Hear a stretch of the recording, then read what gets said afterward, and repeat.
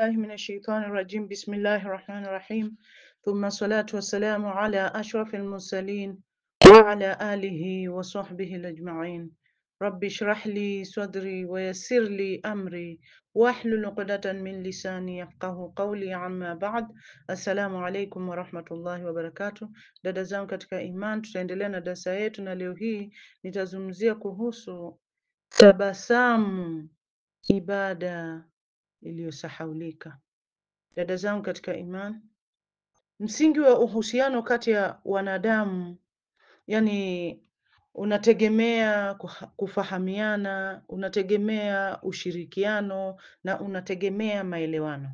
Anasema Allah subhanahu wa ta'ala ndani ya Quran, Surat Al-Hujurat aya ya 13, يا أيها الناس إنا خلقناكم من ذكر وأنثى وجعلناكم شعوبا وقبائل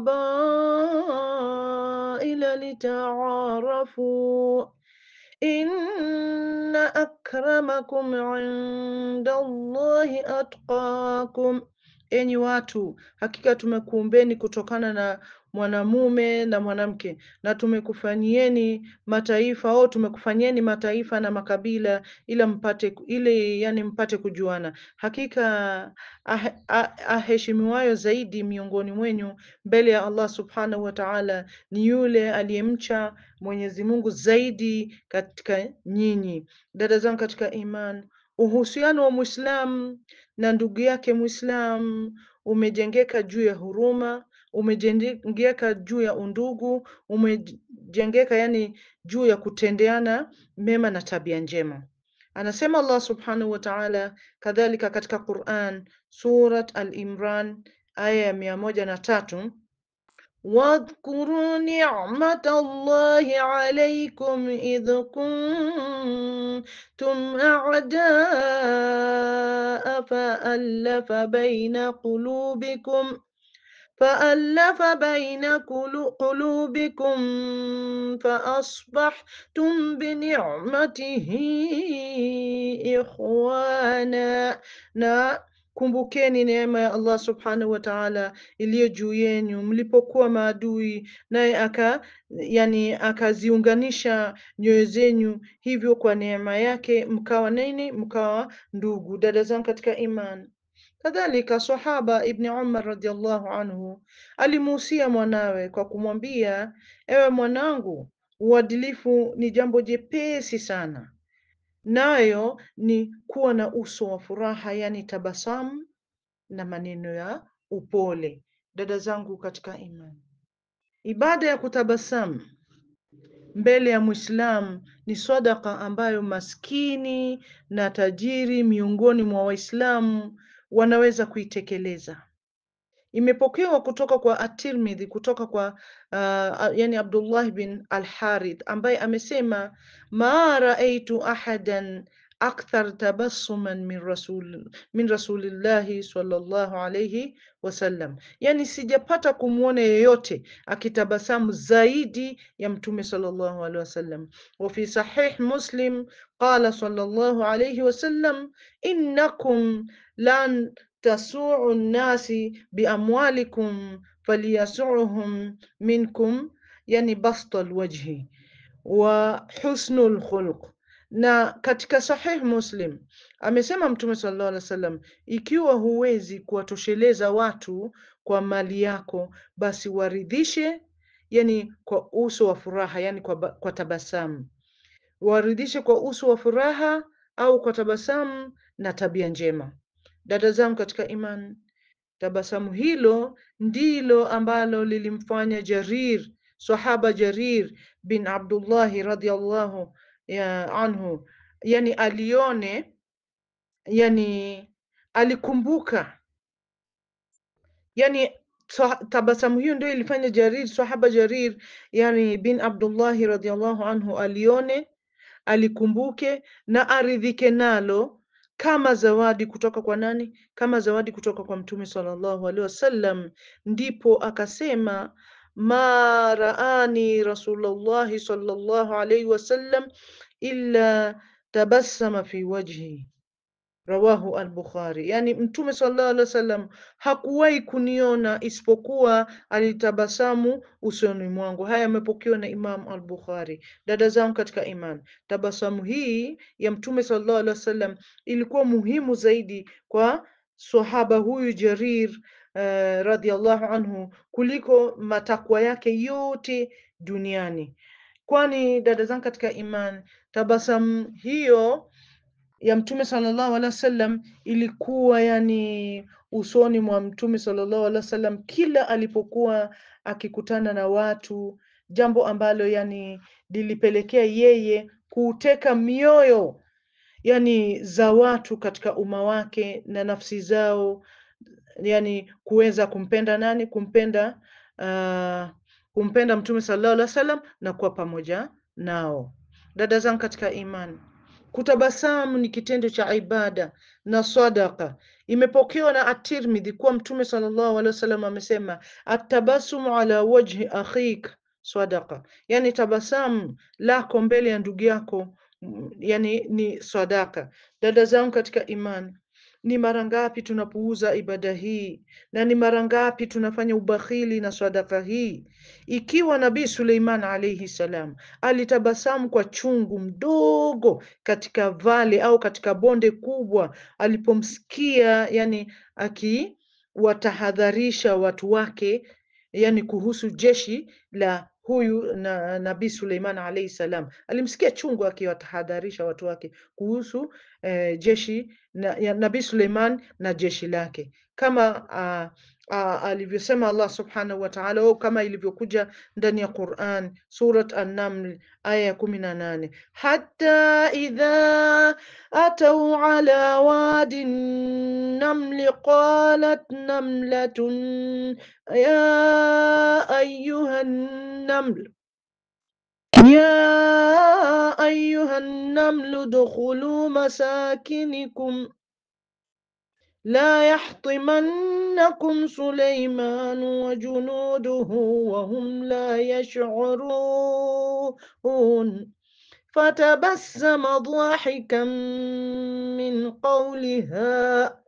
Hata walipofika Suleiman alayhi salam na jeshi lake katika bonde la wadudu chungu, alisema mdudu chungu kuambia wenzake, enyi wadudu chungu, ingieni majumbani mwenu, asikupondeni Suleiman na jeshi lake hali ya kuwa hawana habari. Basi akatabasamu Suleiman alayhi salam, yani akilicheka neno la mdudu chungu huyo.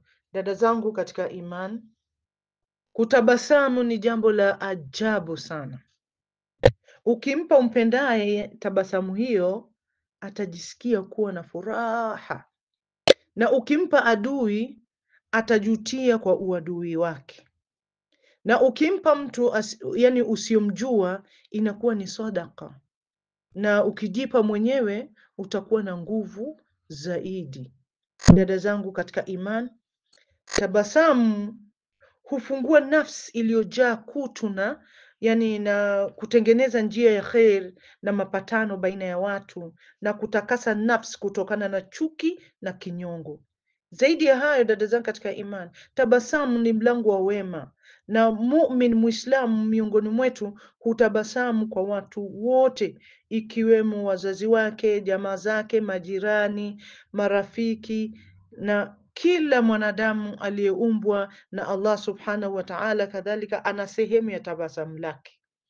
Amesema Mtume sallallahu alaihi wasallam, ibda'u biman ta'un, yani anza na wale unaowaunga mkono. Dada zangu katika imani, nyuso zenye tabasamu huleta baraka, nyuso zenye tabasamu huleta rehma, nyuso zenye tabasamu yani huleta utulivu nyumbani.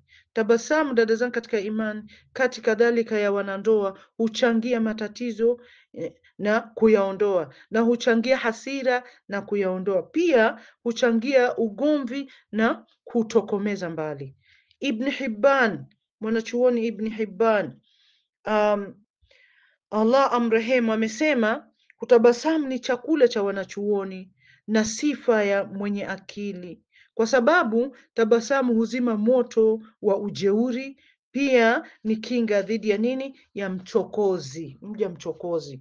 Dada zangu katika imani, Uislamu umetuhimiza tuwe wema, tuwe wenye huruma na tushirikiane katika wema. Chanzo cha wema, dada zangu katika imani, ni kutabasamu, ambalo ni ishara ya Allah subhanahu wa ta'ala na neema kubwa ya Allah subhanahu wa ta'ala kwetu sisi kama Waislamu.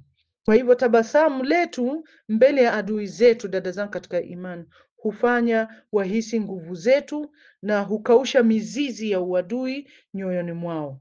Mtume sallallahu alaihi wasallam alikuwa akitabasamu kwa kila mtu bila ya kuwabagua.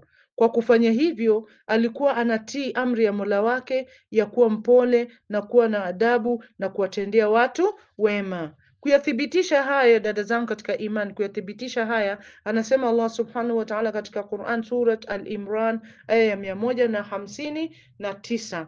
Anasema Allah subhanahu wa ta'ala, walau kunta faddan ghalidha alqalbi lanfaddu min hawlik fa'fu anhum wastaghfir lahum washawirhum fil amr.